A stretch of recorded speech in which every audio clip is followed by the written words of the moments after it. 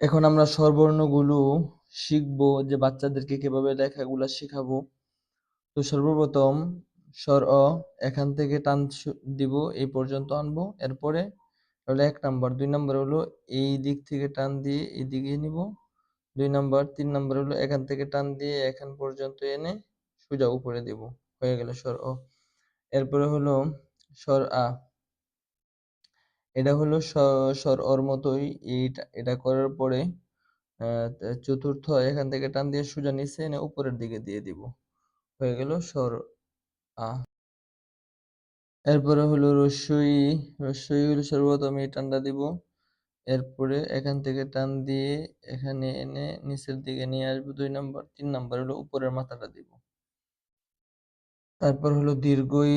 দীর্ঘই হলো আপনার এই টানটা প্রথমে দিব, এরপর এটা এদিকে এনে উপরের দিকে নিব, এরপর উপরে তুলবো, আবার এদিকে মানে এই সাইডের টানটা দিব, এরপরে অবশেষে এই টানটা দিব। তারপরে রস্যউ লেখার সময় এটা লিখবো, তারপরে এখান থেকে টান দিয়ে ছয়ের মতো লিখবো, এরপরে এটা দিব।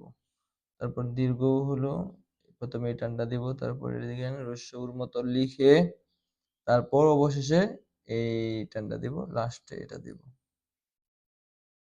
এরপর হলো রি। রি রি লিখতে হলে প্রথমে সোজা টান দিব, এরপর এখানে টান দিয়ে এদিকে নিয়ে এখানে আনবো, এরপর হলো এটা দিব, এরপর এই দিক থেকে টান দিয়ে উপরের দিকে নিয়ে যাব, এটা দিব লাস্টে। এরপর হলো এ। এ লিখতে হলে এখানে টান দিয়ে এইভাবে এনে এইভাবে দিব, এরপর হলো এ ওই। ওই লিখতে গেলে এইভাবে টান দিয়ে এটা এইভাবে দিব, এরপর মাথাটা দিব। এরপর হলো উ। এখান দিয়ে ধরে এইভাবে এনে এইভাবে দিব, ওই।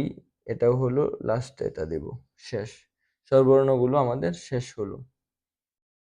এখন আমরা ব্যঞ্জন বর্ণ শিখব। প্রথমে ক লিখতে গেলে প্রথমে সোজা টান দিতে হবে, এরপর এই দাগটা দিতে হবে, এরপর এটা দিয়ে এটা দিতে হবে। বা প্রথমে এই দাগটা দিব, এরপর এখান থেকে দৌড়ে এদিকে নিয়ে আসে উপরের দিকে নিয়ে যে মানে এক টানে লিখবো। এরপরে খ প্রথমে এখান থেকে শুরু করব, এইভাবে দিয়ে 2 এর মতো লিখে উপরের দিকে নিয়ে যাব, খ। এরপর হলো ঘ। গ লিখতে হলে প্রথমে এইভাবে এখানে মাথাটা দিব, মাথাটা দেওয়ার পরে দুই ঘুরে এনে এদিকে দিব। আর যদি বাচ্চারা না লিখতে পারে তাহলে প্রথমে সোজা টান দিবেন, এরপর এখান থেকে এনে এইভাবে এইভাবে লাগিয়ে দিবেন। এরপর হলো ঘ। প্রথমে সোজা টানটা দিব, টানটা দেওয়ার পরে এখান থেকে এইভাবে এনে এই টানটা দিয়ে উপরে তুলে দিব।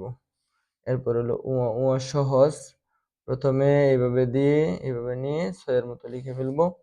এরপর চ আরো সহজ, এটা সোজা টান দিব, সোজা টান দিয়ে উপরে বিকুনি দিব। এরপর হলো আপনার ছ। ছ লিখতে হলে উপরে চর মতোই সোজা টান দিব, এরপরে এখান থেকে নিয়ে এইদিকে দিয়ে এটা লিখবো। এরপর বর্গীয় জ, সোজা টান দিব, এরপর ছয়ের মতো লিখবো, এরপর এই টানটা দেওয়ার চেষ্টা করব। এরপরে হলো ঝ। এই টানটা দিব, এটা দিব, এইভাবে দিয়ে উপরে তুলবো, অবশেষে এটা লিখবো।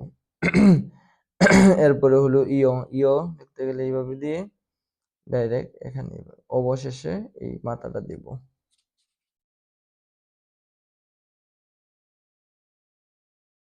এরপরে হলো ট।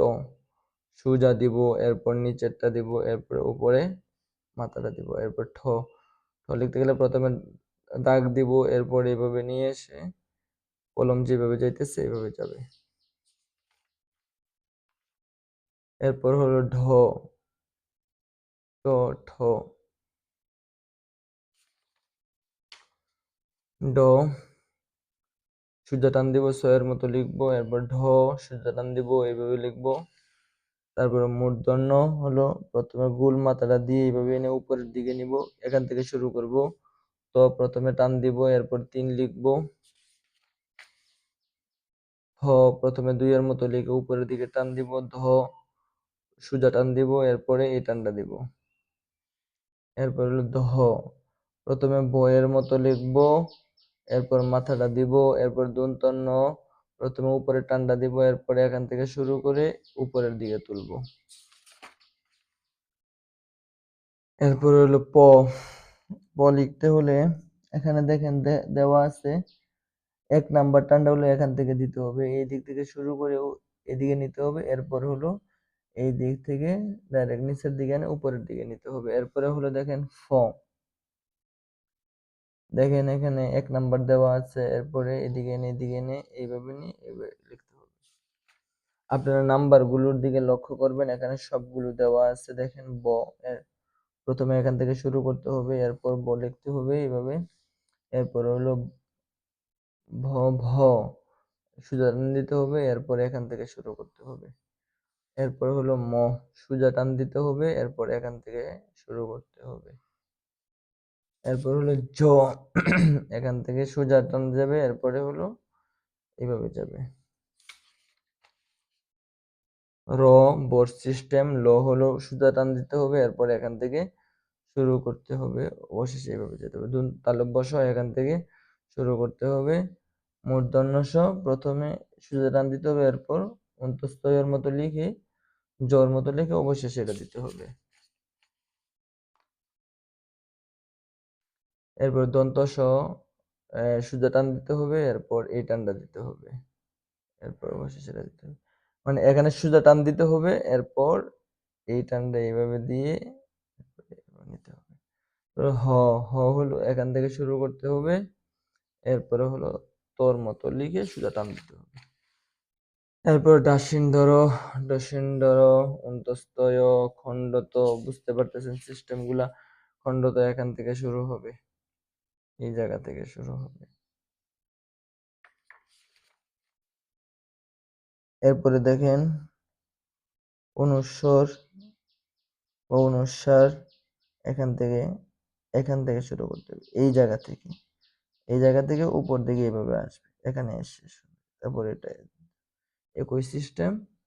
তারপরে এখানে দেওয়া আছে দেখেন, এই দিক থেকে শুরু করতে হবে, উপরেরটা তো শিখছেন, চন্দ্রবিন্দু শেষ।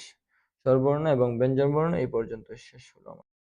ঠিক আছে, তো কারো যদি কোনো সমস্যা হয় তাহলে আমাদেরকে কমেন্টে জানাবেন ইনশাআল্লাহ, বা যোগাযোগ করবেন।